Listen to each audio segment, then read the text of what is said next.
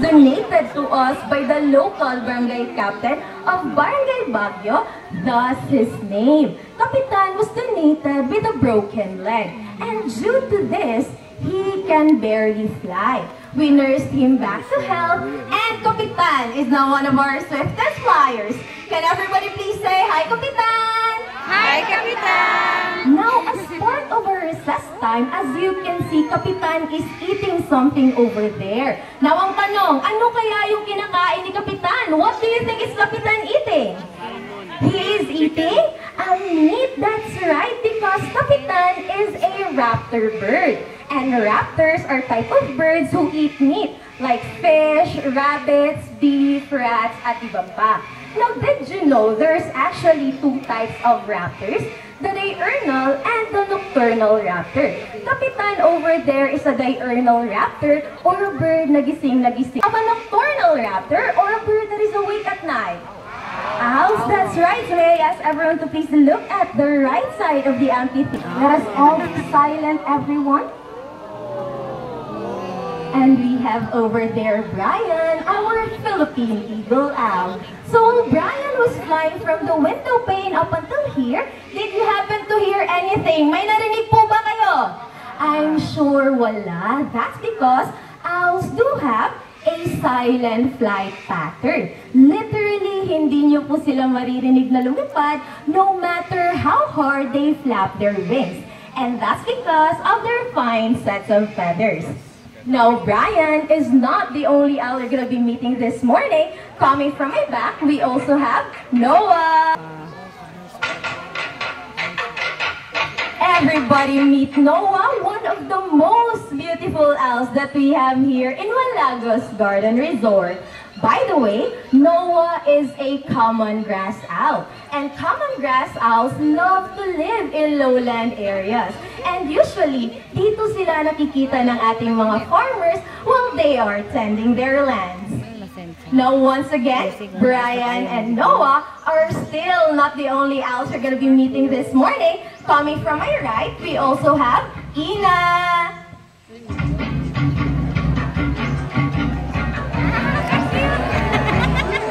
Ladies and gentlemen, meet Ina, our Everett Stops owl. Now, I would like to ask everyone, nakikita ba ng lahat si Ina? Can everybody see Ina? Yeah. Very good. So, Ina might be small, but Ina actually has the biggest story out of all the owls that we have here.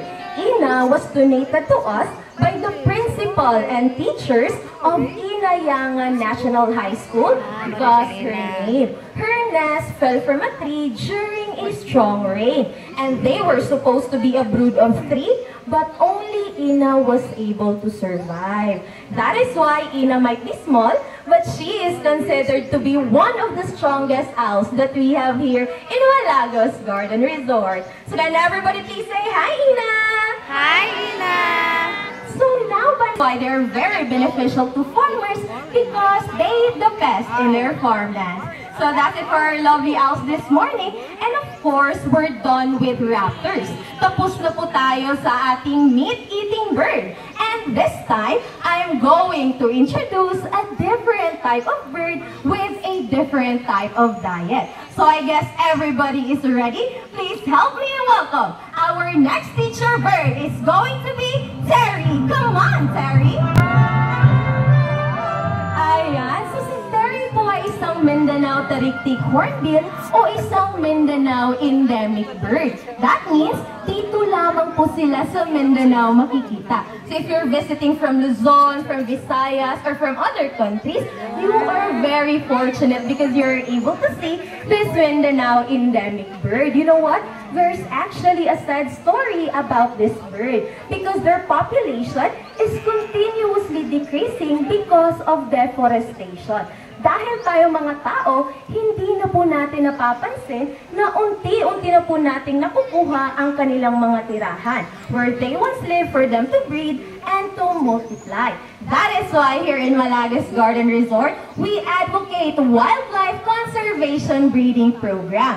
And as a matter of fact, Through the efforts of late Dr. Bo Pentestina, we are very glad to tell you that we have successfully bred 3 of this Mindanao endemic bird over the years in captivity, which is a very difficult thing to do, but because of love, passion, and commitment, nothing is really impossible. I am sharing this because I would like to encourage every one of you to please help out in preserving this very beautiful and fragile environment of ours and the wildlife that we have. Magtulungan po tayo. And since nandito tayo sa ating recess time, papakainin po natin si Terry. And to help us do that, earlier we pre-selected a volunteer. So may I call on Sir Jay Tang. Please proceed here in front. And we have over there our animal technician to help you and to assist you on what to do.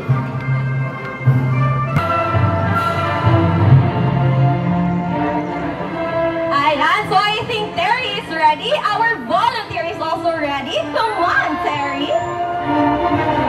Ayan, so palakpakan naman po natin si Terry at ang ating volunteer. Now once again, thank you very much po for volunteering and for helping us feed Terry this morning.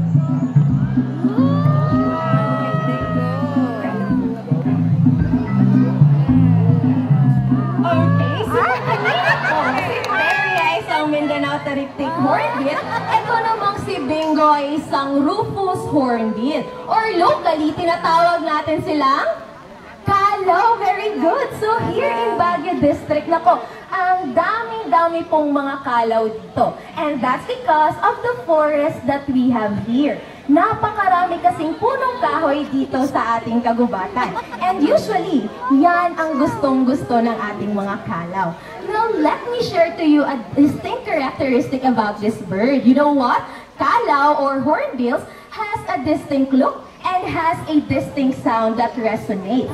Napakaingay po talaga ng mga ibon na ito. As a matter of fact, our local tribes use hornbills as clock in the forest because at a certain time of the day, like 5 a.m., 12 noon, or 5 in the afternoon, they start making noise. Nag-iingay po talaga sila. Now at this point, ipapakita naman po namin sa inyo on how hornbills move around in the forest. Come on, Bingo! So as you can see, hornbills are quite different because aside from flying, they actually love to hop and to jump from branches to branches. So that is how hornbills move around in the forest. And since nandito pa tayo sa ating bird diet, papakainin na rin po natin si Bingo. If raptors eat meat, ano naman kaya sa kanila? So as you can see, may binibigay na pagkain si Kuya Gerald kay Bingo. Ang tanong, ano kaya yung pagkain na binibigay ni Kuya Gerald kay Bingo? Fruits.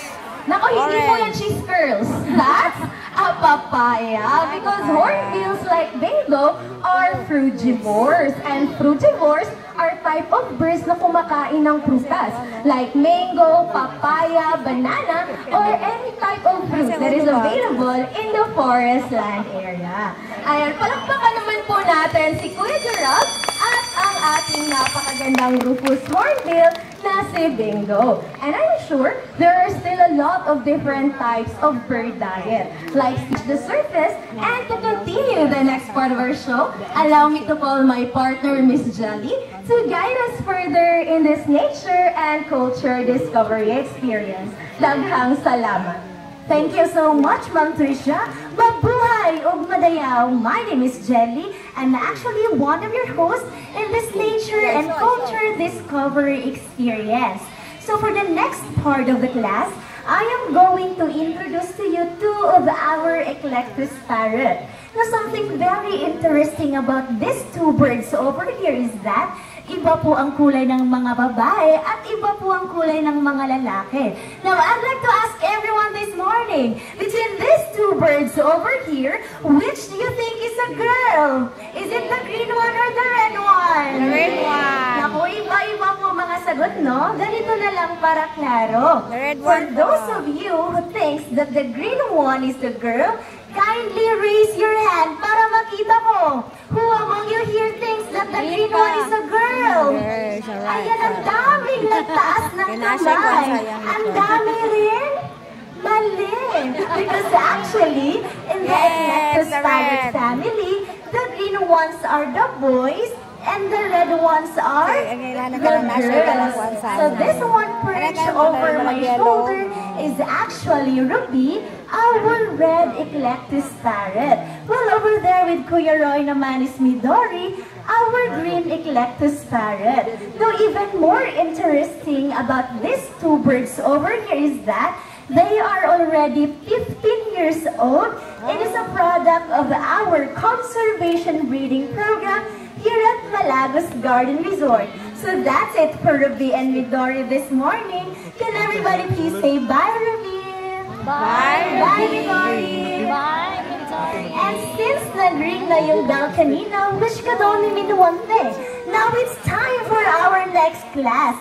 And for our next class, I need a volunteer. So sino po ba dito gusto maging volunteer? Can you raise your hand? Ayan, dami gusto maging volunteer. But this time, for our financial management class, I need a volunteer specifically with extra money. So sino po was for fun? So if you have any extra paper bill, any amount will do. Kindly fold your paper bill lengthwise, pahaba po like this one. Hold it at the tip and hold it as high as you can. Once again, if you have any extra paper bill, any amount will do.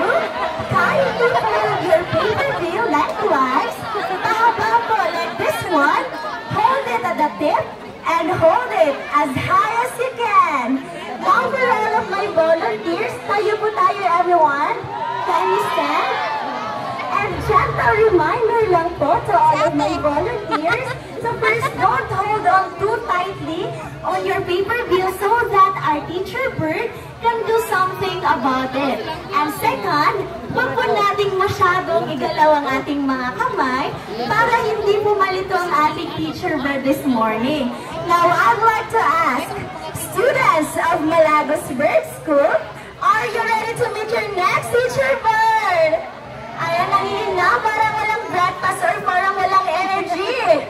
This time, with energy, students of Malagos Bird School, are you ready to meet your next teacher bird? Yes! That's the energy I'm looking for. So now, please help me welcome Teacher Waki.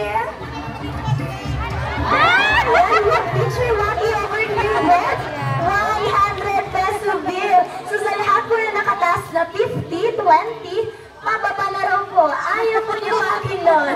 But biro lang everyone, no? Unfortunately, we only have one teacher bird this morning. Now, I'd like to ask, kaninang pera po ba yung nakuha ni Teacher Waki? Naku ma'am, tingnan niyo raw po kung anong gawin ni Teacher Waki sa perang nakuha. So, eyes on Waki, everyone. Naku ma'am, pinasa po ni Waki sa bulsa ni Kuya Gerald. Si Waki po yun, hindi po kami. But anyway, thank you so much raw po. And may you have more blessings to come. Now for our financial management class, Teacher Waki will teach us kung ano ba raw dapat gawin kapag may extra money tayo. Now Teacher Waki over here has 3 coin banks. 1 coin bank for travel, another coin bank naman for shopping, and another coin bank naman for savings. Sige nga Teacher Waki, ano nga ang dapat gawin kapag may extra money tayo? And according to Teacher Waki, magsa-shopping raw po tayo. And next one would be for travel raw po. And next one would be for shopping again. And next one would be for, okay, and syempre mag-savings. And last one would be for, okay, Waki, ang gusto niya mag-travel. So palakpak naman for Teacher Waki, everyone. Now for our financial management class this morning, we just like to remind everyone that it is okay to indulge ourselves, mag-food trip, mag-travel, mag-shopping. There's really nothing wrong with that. But it is very important to save a part of what you earn, because after all, it's not about how much you earn, it's about how much you, again, it's about how much you save. Very good. So that's it for Teacher Waki this morning. Can everybody please say bye, Teacher Waki? Bye, Teacher Waki. Now, of course, bago raw po papasok si Teacher Waki sa classroom, ano nga ang dapat gawin ni Teacher Waki? Eyes on Waki, everyone! Ayan, of course, ibabalik naman na po ni Teacher Waki ang perang nakuha. Because here in Malagos Garden Resort, we always give back what we take. So that's it for our financial management class this morning. Thank you so much to everyone for being so participative. Now for the next part of the class, I'd like to ask, aside from recess time, ano po bang favorite subject ninyo? Math. I heard science, math. May narinig ko English and lunch. Mamaya po yun. But you know what, this time, it's time to get physical. And for our free time, ladies and gentlemen, please help me welcome to our lovely and cute contest, waiting to say hello to everyone. And what we have Ruki doing his signature dance move, the headband. Ayan na for our free time this morning, magba-basketball showdown na po ang ating mga players. But before that, mag-warm up raw muna si Ruki at si Kaka papunta sa basketball court para lesser carbon emission and safe sa environment. So palakpak naman po for Ruki and Kaka, everyone. So tapos na po nakapag-warm up ang ating mga players. Ako po yung maging referee. Ano po ba yung kulang natin? We love cheerers.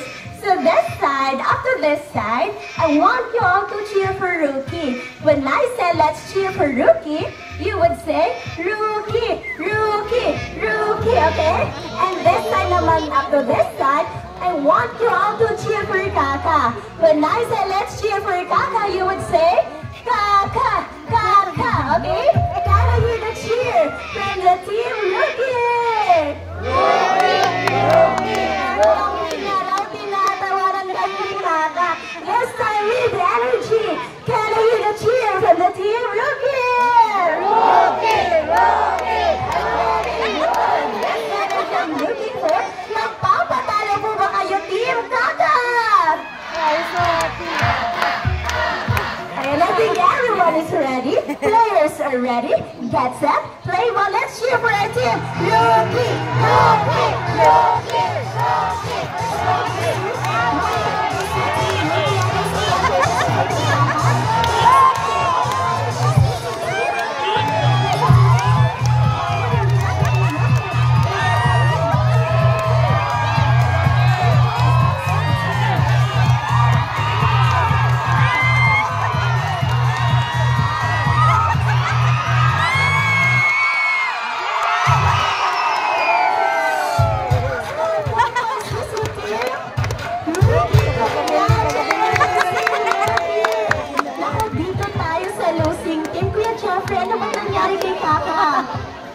Nakachambara po si Ruki at pinagbigyan na yung Team Ruki. Team Kaka, papayag po ba kayo na walang rematch? Naku, sabi ng Team Kaka, hindi raw. For the second round, I think everyone is ready. Players are ready. Get set, play ball. So let's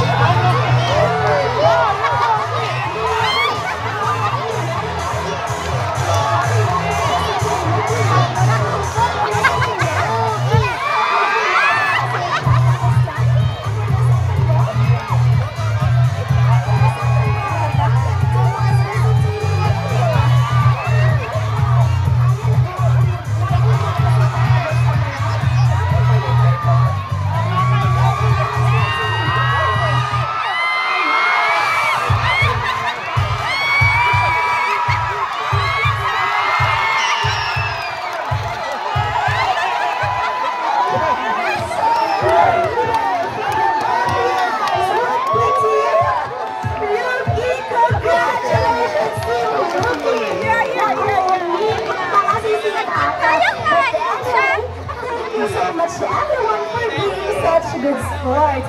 So that's it for Kaka this morning. Can everybody please say bye, Kaka? Bye, Kaka, the loser. Now for the next part of the class, I need everyone to be a bit serious, no? Because I syempre, but before that, since nanalo na po si Rookie, mag-victory dance move na po si Rookie. Sige nga, Rookie, ano ang victory dance move mo? Ayun, umiikot-ikot si Rookie. First victory dance move. Pero 2 steps na po ang victory dance move ni Rookie. Ano ang second step? Ayan, we have Rookie. Oh, there we have doing a signature dance move, the headbang. Now, of course, for the next part of the class, I need everyone to be a bit serious now because I want to talk about climate change. Now, climate change is a global problem we face today. Heat waves are crazy in summer. Sobrang init po kapag summer and our glaciers are melting. And recently, natatamaan na po tayo ng maraming bagyo which distracts a lot of livelihoods and homes. We in Malagos believe that collectively we can do so much. And the first step, or one way we can do to help save Mother Nature, is to learn how to properly segregate our waste. Now, Teacher Rookie will be teaching us this morning. May nakita plastic si Teacher Red, and according to Teacher Red, Teacher Rookie, ang plastic sa po ay non-biodegradable or di nabubulok. Palakpakan naman for Rookie, everyone. And this time around naman, may nakitang dahon si Rookie. And according to Rookie, ang dahon na po ay biodegradable or nabubulok. Palakpak naman for Rookie, everyone. So that's it for Rookie. Now, bago na po papasok si Rookie, Rookie would like to say to everyone, bye, everyone! Again, bye, everyone! Now, of course, many were asking, no, paano ba daw natin malalaman kung babae o lalaki po bang isang kakatu? Well, that's very simple.